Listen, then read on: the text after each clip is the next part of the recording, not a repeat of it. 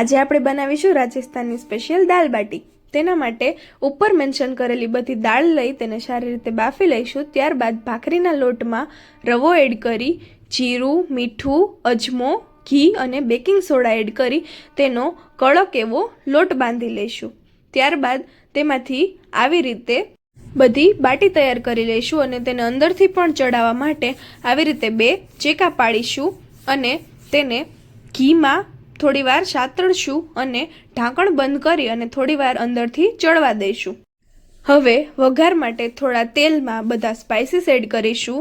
ત્યારબાદ લસણ, લીલું મરચું, ડુંગળી અને ટમેટા એડ કરી સારી રીતે સાતળી લઈશું। બધા બેઝિક મસાલા જેવા કે મીઠું, હળદર, ધાણા જીરું અને મરચું એડ કરીશું અને તેને પણ સારી રીતે મિક્સ કરી લઈશું।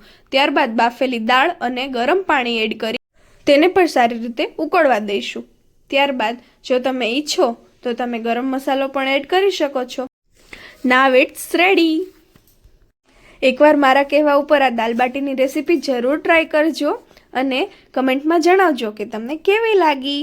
અમે તો દાલ બાટીને આવી રીતે ખાઈ છીએ, તમે કેવી રીતે ખાવ છો એ પણ જણાવજો। Enjoy it.